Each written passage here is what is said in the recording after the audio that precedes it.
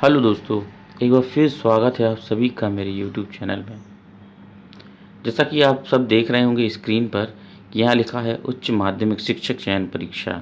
यह दोस्तों आप सभी को पता ही होगा कि उच्च माध्यमिक शिक्षक चयन परीक्षा का नोटिफिकेशन ईएसबी के द्वारा निकाल दिया गया है और ये परीक्षा 2 अगस्त से प्रारंभ होने वाली है।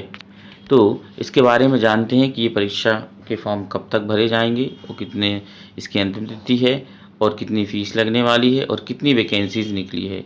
चलिए शुरू करते हैं।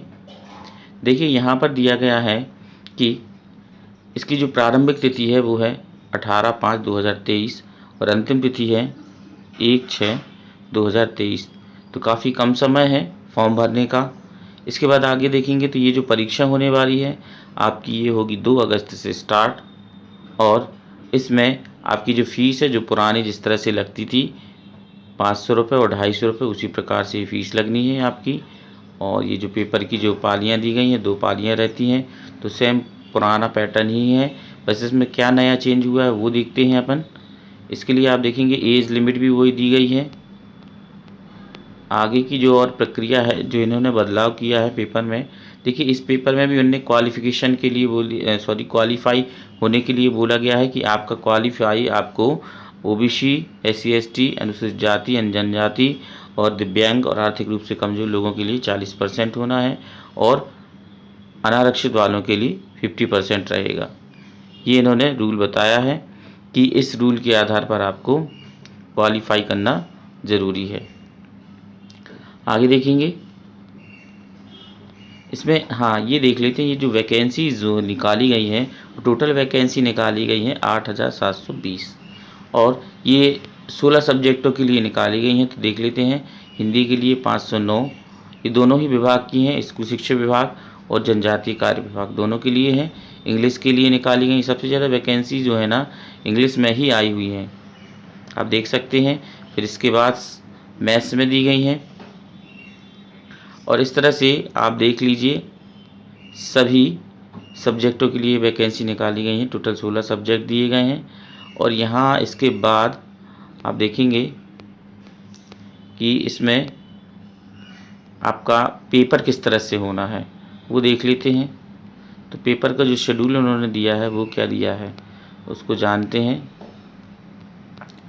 ये अभी, हाँ देखिए पहले अपन ये देख लेते हैं कि इसमें परीक्षा केंद्र कौन कौन से रहने वाले हैं। तो टोटल 17 जिलों को परीक्षा केंद्र बनाया गया है और इसमें अलग अलग कॉलेजों को परीक्षा केंद्र बनाया गया होगा।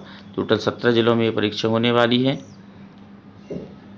इसके बाद इसका, हाँ ये देखिए अब ये 16 सब्जेक्टों के लिए परीक्षा होगी और इसमें अब जो अंक निर्धारित किए गए हैं वो 100 किए गए हैं। तो 100 अंकों का एक पेपर होने वाला है आपका। यहाँ दिया गया है कि प्रश्न पत्र के अंतर्गत 16 विषय नीचे तालिका में दिए अनुसार होंगे जिसमें से अभ्यर्थी अपने स्नातकोत्तर उपाधि के विषय में ही परीक्षा में सम्मिलित हो सकेगा। और ये बात भी महत्वपूर्ण है कि सभी प्रश्न करना अनिवार्य है। 100 प्रश्न होंगे, एमसीक्यू के होंगे और 1 नंबर होगा एक प्रश्न के लिए। और केवल वही कैंडिडेट इस प्रश्न पत्र को दे सकते हैं जिन्होंने पहली परीक्षा पास कर ली है। तो ये सेकंड चयन परीक्षा है, इसके लिए वही एलिजिबल होंगे जो पहली परीक्षा के लिए पास कर चुके हैं। और इसका जो फिर काउंसलिंग होगी तो आपके नंबर के आधार पर होगी। जैसे मेरिट लिस्ट बनती है उसी प्रकार से मेरिट लिस्ट बनेगी, उसके बेस पर आपका सिलेक्शन किया जाएगा। और आपके लिए सभी सब्जेक्टों में जो अनारक्षित हैं उनके लिए 50% लाना ज़रूरी है। कहने का मतलब ये है 100 में से 50 अंक आपके आना ही चाहिए। और जो आरक्षित सीट के लोग हैं तो उनके लिए 40% मतलब 40 नंबर लाना ज़रूरी है। और इनका आप देखेंगे तो नीचे तरफ ये दिया गया है पाठ्यक्रम की किस प्रकार से आपके सब्जेक्ट से आपके पेपर होना है।